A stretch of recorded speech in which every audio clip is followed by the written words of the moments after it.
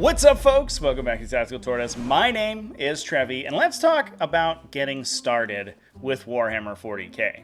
The current version of new faction starter sets for the game are in the new Combat Patrol sets. These are similar to the start collecting boxes of previous editions, but now can also be played in the Combat Patrol format. But that's not what we're talking about today. Instead, what I want to do is go through all of these Combat Patrol boxes and discuss how good of a foundation they are and how useful the units inside them are to creating a larger scale strike force. I'd like to dive more into the Combat Patrol format and that small scale style of game in future videos. So if you're interested in that kind of content, let me know down in the comment section below. And as always, if you enjoy my Warhammer 40k content, please don't hesitate to drop a like on the video, subscribe on the channel, all the YouTube stuff. Probably you've heard it before. Now, what I'm not going to be doing today is talking about the relative power level of the factions included in these Combat Patrols. I'm just going to be discussing the units included within each Combat Patrol compared to the rest of their own faction. And as always, if you are looking to begin the game, picking up units and a faction that you like the playstyle of or the aesthetics of is going to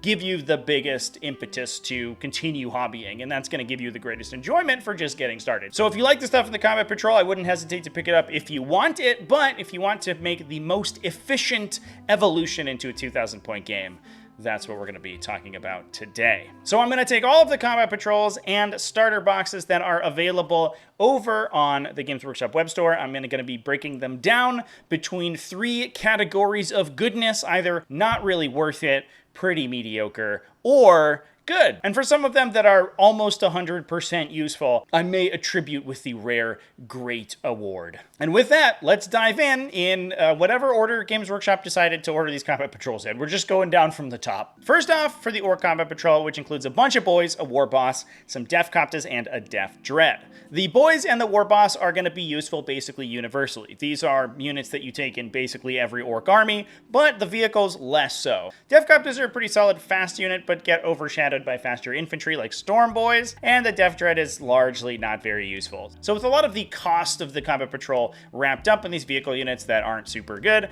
I would give this one a probably not worth it.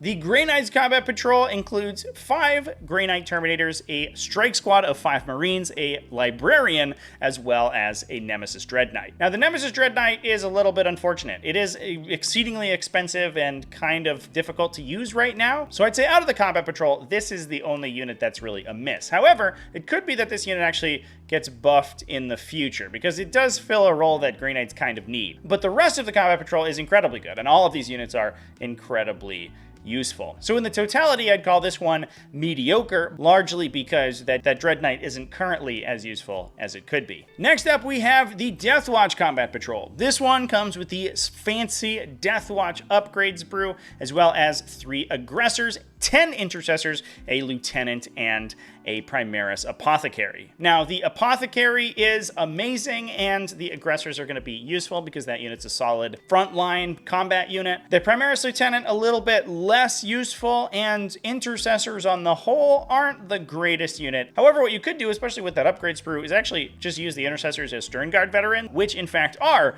a very useful unit. And if that's the case, I would say that this is probably a good Combat Patrol. But otherwise, I would give it kind of a meh. The characters and the aggressors are useful, the intercessors a little bit less so. We have more intercessors in the next one, the Space Wolves Combat Patrol. This one includes an Invictor Tactical Warsuit, 10 intercessors, and 5 Reavers, as well as a Space Wolves Lieutenant. In the past, this Space Wolves Lieutenant was actually the best lieutenant profile in the game. He was the only one that had a 2 damage range attack and a 2 damage melee weapon, which is pretty cool, but now he just is a normal lieutenant. Unfortunately, the Invictor Tactical Warsuit is expensive and not particularly strong. Reavers are pretty bad, and again, intercessors are sort of mediocre. So on the whole, I would give this one a not worth it. That's not the case necessarily for the Blood Angels Combat Patrol, however, which comes with an Impulsor, that same unit of 3 aggressors, as well as 5 incursors and 5 intercessors. Again, the intercessors, not super useful, but incursors are. They have a scout move and provide a powerful support ability to the army, giving +1 to hit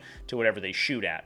The Primaris Librarian, that's the character in the Combat Patrol, is a little bit mediocre, but again, the aggressors are good and the Impulsor is often useful. So I would give this one good. Now, one thing I should note as well is that between basically all of the Space Marine combat patrols besides the Black Templars one, you get the upgrade sprue for whatever chapter they are, so you do get some additional insignias and stuff like that if you want to use them, but you can assemble them as any chapter that you want. So if you want a combat patrol out of a specific composition of models, then you can pick any of them. You don't necessarily have to play Blood Angels if you buy a Blood Angels Combat Patrol. If you play in the Combat Patrol format, I believe that you do, but if you are constructing those models to build out a Strike Force army, then you can play them as whatever chapter you want. Adepta Sororitas is the next one. This one has a good selection of units. The Battle Sisters are almost always required. The Rhino is solid to keep your small utility units in. The Seraphim or Zephyrim Jump Pack unit is good, and the Redemption Engine is also useful. The only misses here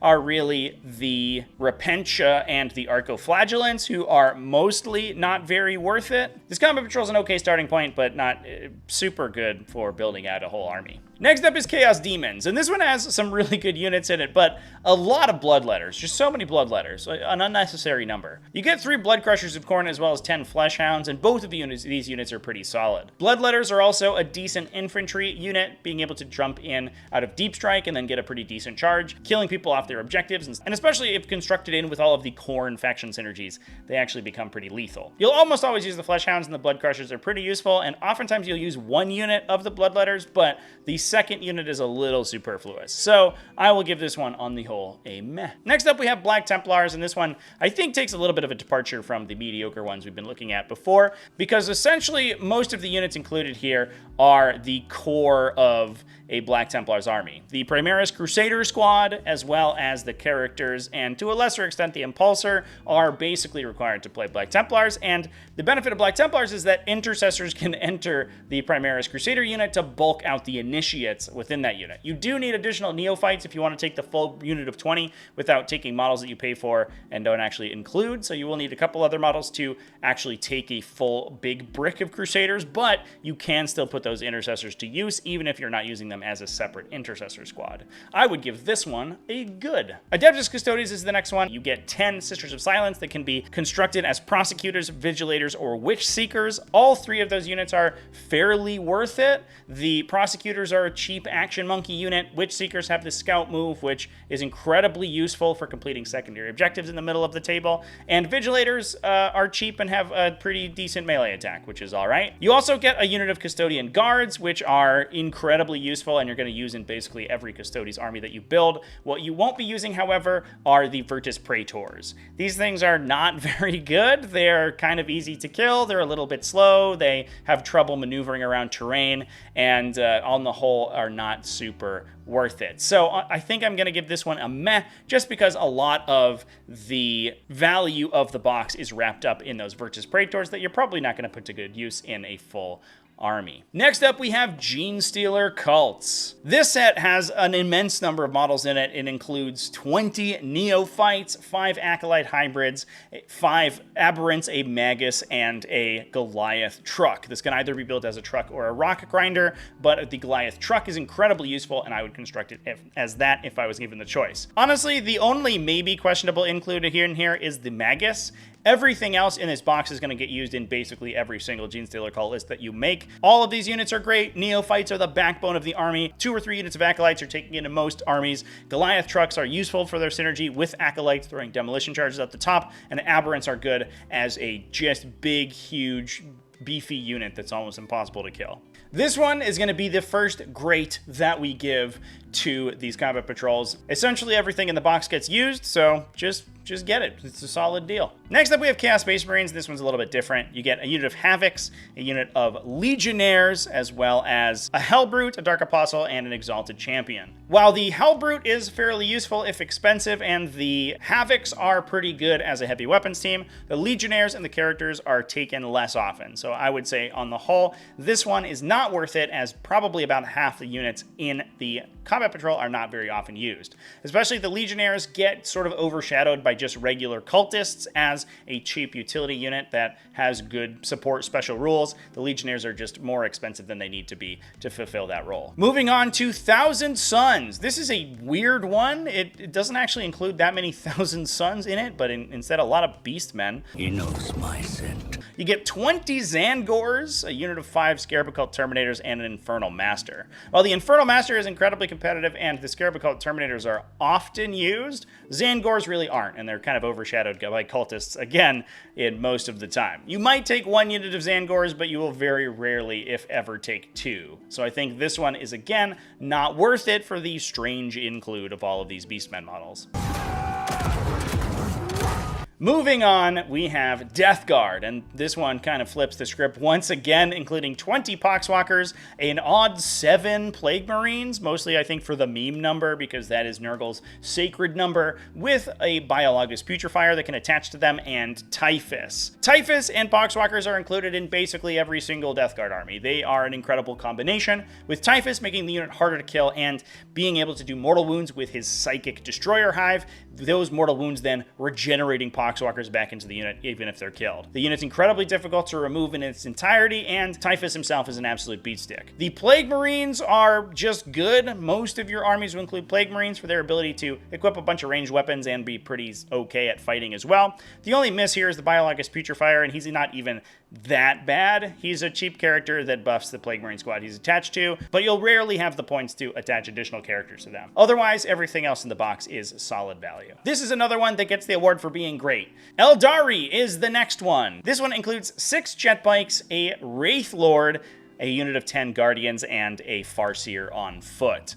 Unfortunately for this one, we're going to give this one a miss. While the jet bikes are incredibly useful, and you'll often see small units of them played in a lot of Aeldari armies, the Guardians, since the nerfs to Strands of Fate, having additional Strands of Fate dice, which is normally what the Guardians are there to do, they generate you Strands of Fate dice if they hold objectives in your command phase, that's less of a useful ability, since you actually have trouble going through all of your Strands of Fate dice over the course of a game. Moving on to Adeptus Mechanicus. This combat patrol includes an Onager Dune Crawler, 3 Cataphron Breachers, as well as a Skitarii unit that can be assembled either as Rangers or Vanguard. All of these units are good for Adeptus Mechanicus. Cataphron Breachers and Onager Dune Crawlers are some of the most efficient units they can take in the entire codex, and Adeptus Mechanicus having a theme of battle line units matter means that their battle line units, just like Skitarii, are incredibly important for their army, so they're going to be taking those Skitarii units basically every time. The one unit that's included that you probably won't take very often is the Engine Seer, but that's only a single model, and you'll use the rest of it in most of your games. Next up, we have World Eaters, and this one gets the stamp of greatness once again, because honestly, you'll use every model in this box, basically without question. This includes 10 Jackals, 20 Khorne Berzerkers, and a Khorne Lord on a Juggernaut. And given the fact that World Eaters are a faction without many options anyway, they will most likely take these units in basically all of their armies. You'd be hard-pressed to construct a full World Eaters army that doesn't include almost exactly 20 Khorne Berzerkers, the Juggernaut Lord, and 1 unit of Jackals to hold a backline objective. Next up, we have Leagues of Votann, and these are sort of in the same spot as World Eaters. They don't have that many models in their codex, so they're basically stuck taking whatever they get. And in this combat patrol, basically everything in the combat patrol is pretty useful. You get 3 Hernkin Pioneers, 10 Hearthkin Warriors, and a unit of 5 Chthonian Berserks with a Mole Mortar. All of these units are playable. Hernkin Pioneers are incredibly good for forging ahead, grabbing your secondary objectives, and dying to generate judgment tokens for your opponent. Hearthkin Warriors are just a solid battle line unit that you'll probably be taking a couple of in most of your armies, if only to hold objectives, and the Chthonian Berserks are one of the highest damage output units in the army, and especially pretty lethal in melee once your opponent has judgment tokens on them. The character you get is Uthar the Destined, this special character for Votann, who is unfortunately pretty bad, but you might be able to pass him as a normal call, in which case that's probably fine. So we're going to give this one the stamp of being good. Next up, we have Drukhari. This includes 2 big sailboats, a Raider and a Ravager, a unit of Kabalite Warriors, 1 unit of 5 Incubi, and an Archon. Now, the Archon and the Ravager are basically going to be played in almost every Drukhari army that you construct. The Ravager especially because it's one of the most efficient platforms for Dark Lances, which is an incredibly powerful ranged profile that Drukhari have access to. And speaking of Dark Lances, the Kabalite Warriors can also equip a Dark Lance to themselves, which makes them pretty good, especially once inside the Raider. firing all of those weapons off of the Raider's firing deck and being benefited from pain tokens is solid, if a little inefficient. So the Raider and the Kabalite Warriors are kind of a maybe unit, and the Incubi are played occasionally if you have Drazar in. So I'm going to give this one in the whole a meh. The Archon and the Ravager are incredibly strong. The rest of the art units in the Combat Patrol are played pretty often, but it's probably a coin flip whether or not you have them. Next up, we have the Dark Angels kit. And just like the other Space Marine kits outside the Black Templars one, this does give you a Dark Angels upgrade sprue, but you can also just play it in any of your other Space Marine chapters. And it is pretty good because it's got some decent units in it. It has more Intercessors in it, and they really needed to get rid of Intercessors, I guess, so just everybody gets Intercessors. And again, the Intercessors are not the most efficient battle line units that you could be taking in the faction. The Primaris Chaplain as well is only good in very specific circumstances. Hilariously, if you are playing Black Templars, the Primaris Chaplains are pretty solid, so he's good in that situation. Or if you're attaching him to something like Assault Intercessors, he's pretty okay. But those aren't included in the Combat Patrol. If you construct an army that includes those, then he's all right, but he's kind of a mediocre character on the whole. That said, you do have a Redemptor Dreadnought and a unit of Inceptors. The Redemptor is just a big, hardy gun platform that's also pretty good in melee. They are pretty playable, and the Inceptors are incredibly strong, being a cheap unit that can deep strike almost anywhere on the table, regardless of their proximity to enemy units, and do a ton of damage with their twin-linked guns. I would give this one a meh, just because those two units are pretty solid. Next up, we have the Tau Combat Patrol. This one includes a Ghost Keel battlesuit, one unit of 10 Fire Warriors that can be assembled into a strike team with carbines or pulse rifles, a Cadre Fireblade, an Ethereal, and a unit of stealth suits. Now, the Ghost Kill and the Stealth Battlesuits are basically the backbone of a lot of Tau compositions, so those units are immediately going to be useful. And strike teams as well are a pretty efficient, just solidly pretty decent at shooting troop battle line option, so those are also pretty widely played. The one thing that you're not going to use in this are the characters, but again, that's just basically two infantry models that you can replace pretty easily, so I'm going to give this one on the whole a good.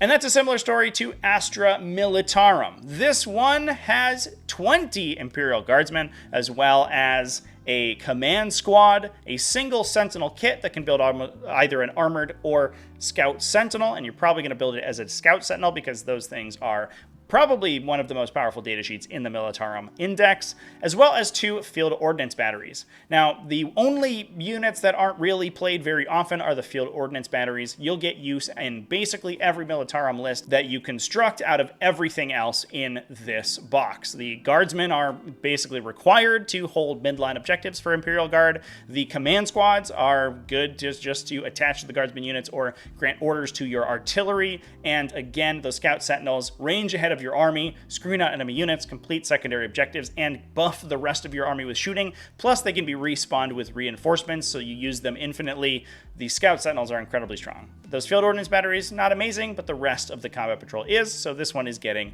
a stamp of good. Now, you'd think that would be all, but it is not. We haven't talked about Necrons, because Necrons apparently don't have a Combat Patrol box. I think it's maybe based on the starter set from 9th edition, but I can't really find it, so I don't have much to say about Necrons here, unfortunately. They may be getting a set in the near future, I just don't know. There's not one on the Games Workshop website. Tyranids and normal Space Marines as well don't have Combat Patrol boxes per se, but they do have inclusions in the starter set, which includes a lot of the models from the Leviathan boxed set that just came out recently. What I'm going to do is break down their halves of the ultimate starter set, which includes the components of each of those factions' actual Combat Patrol. 40k starter sets are always kind of weird. They have multiple tiers of starter set. You can get a normal one that I think just has 2 squads in it that fight each other. You can get a upgraded starter set, which includes 2 like 300-point armies, and then the ultimate starter set has the 2 combat patrols in their entirety, plus some terrain. And the ultimate starter set is the one we're talking about today. On the Space Marine side, that includes 5 Terminators, a Terminator Captain, 5 Infernus Marines, and a Terminator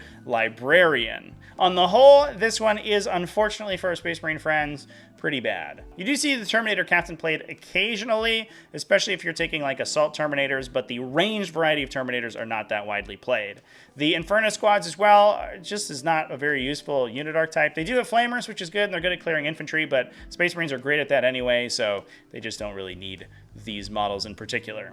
On the flip side, we do have Tyranids, which includes a ton of models, 20 Termagants, 5 Barbgaunts, a couple Ripper Swarms, as well as 3 Von Ryan's Leapers, a Psychophage, and a Winged Tyranid Prime. The Termagants are useful just to fill out your army and perform actions, just do mission things, and you'll see some variety of Gaunts in basically every Tyranid army, whether it's Termagants, Hormagaunts, or Gargoyles. Even Neurogaunts see some play as well for being incredibly cheap. They're almost interchangeable. Termagants are probably like the least useful one out of the pack, but they aren't bad. Von Ryan's Leapers, similarly, are also very good for their ability to deploy out in the front of the table. They're difficult to kill, they're hard to engage into because they fight first, and they are good at killing enemy utility units that are trying to hold down those objectives. Barbgaunts as well can slow down enemy infantry units and just have a decent gun for being a cheap unit, so those are also used. The only units that you don't use very often are the Winged Tyranid Prime and the Psychophage, but that said, the Psychophage occasionally sees some play, so it might be useful. So we're going to give this one on the whole a meh.